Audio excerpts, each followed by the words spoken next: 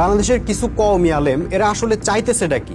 এই কওমি আলেমরা হিজবুত তাওহীদ নিয়ে এরা কিভাবে নামছে, আদা জল খায়া কিভাবে নামছে। হিজবুত তাওহীদকে আমাদের এলাকায় থাকতে দেওয়া যাবে না, হিজবুত তাওহীদকে সভা সমাবেশ করতে দেওয়া যাবে না, হিজবুত তাওহীদকে নিষিদ্ধ করে ফেলতে হবে, হিজবুত তাওহীদের কার্যক্রম বন্ধ করে ফেলতে হবে, হিজবুত তাওহীদ হলো ইসলামকে নষ্ট করে ফেলতেছে, এদেরকে আটকাইতে হবে। তা আমার কথা হইলো, এই যে আপনারা বলতেছেন যে হিজবুত তাওহীদকে আমাদের এলাকায় থাকতে দেওয়া যাবে না, হিজবুত তাওহীদকে নিষিদ্ধ করতে হবে। দেখেন, কোন একটা আন্দোলন, কোন একটা সংগঠনকে নিষিদ্ধ করার জন্য কোনো না কোনো একটা কারণ তো থাকতে হয়।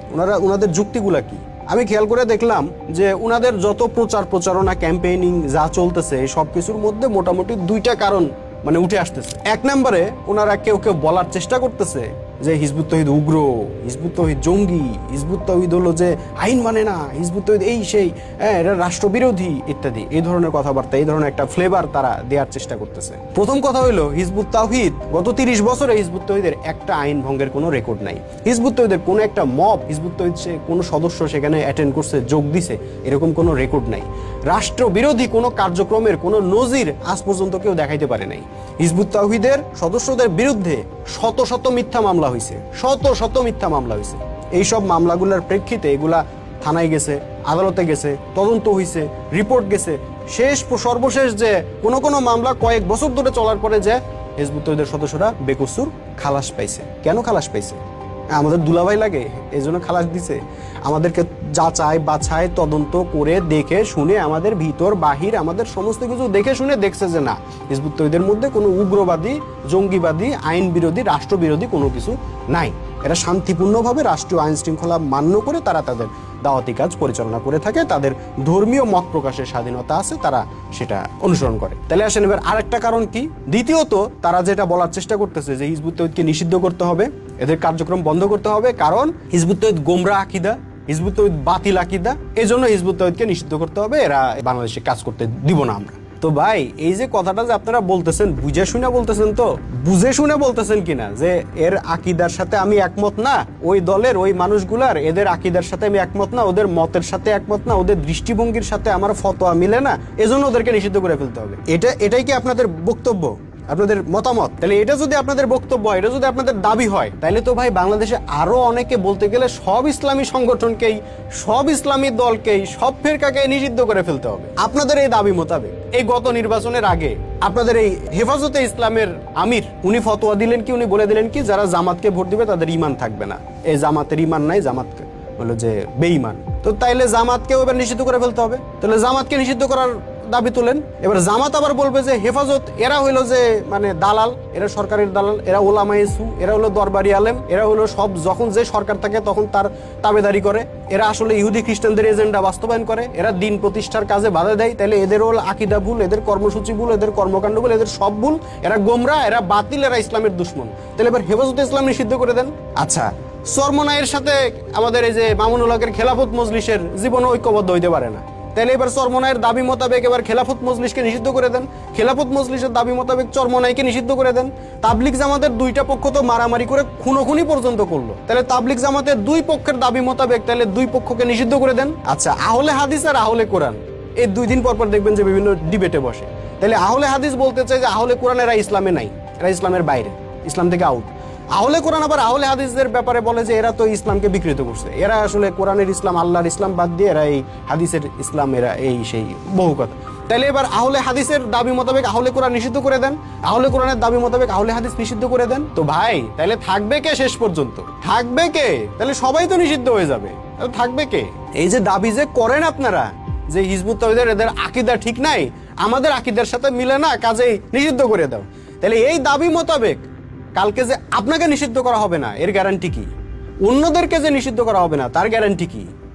এইসব ভিত্তিহীন কথা, ভুয়া কথা, অযৌক্তিক কথা, অসার কথা আপনারা কেন বলেন? আপনারা দাঁড়াইছেন একদল কওমি আলেম, আমরা হিজবুত তাওহীদ, আপনারা বলতেছেন আমাদেরকে নিষিদ্ধ করে ফেলতে হবে। ভাই, নিষিদ্ধ যেই সব কারণে করতে হয় বা করা হয়, এই ঘটনাগুলা, এই কারণগুলা হিজবুত তাওহীদের ক্ষেত্রে নাই, এই কারণগুলো আপনাদের মধ্যে আছে। এই যে গত কয়েক বছরে যত শত শত মবের ঘটনা ঘটছে, এগুলা কারা করছে? হিজবুত তাওহীদ করছে।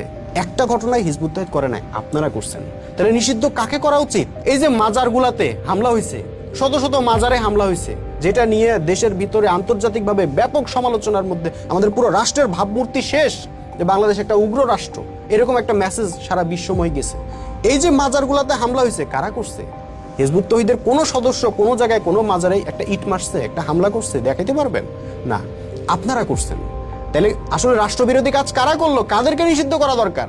আচ্ছা, শত শত ঘটনা, শত শত পত্রিকা খুললেই, ফেসবুক খুললেই, টেলিভিশন খুললেই, ইউটিউব খুললেই শত শত ঘটনা, ধর্ষণ, বলাৎকার, ছাত্রদের উপর নির্যাতন, নিপীড়ন, এই যে ঘটনাগুলা, এই ঘটনাগুলা কি হিজবুত তৌহিদ করতেছে? একটা জায়গায় হিজবুত তৌহিদের কোনো জায়গায় এ ধরনের কোনো ঘটনার কোনো নিউজ হয়েছে? কোনো কিছু পাইছেন? কেউ কোনো প্রমাণ দিতে পারছে? না। কারা করতেছে? আপনারা করতেছেন। আপনারা করতেছেন শত শত ঘটনা, শত শত ঘটনা আপনারা করতেছেন।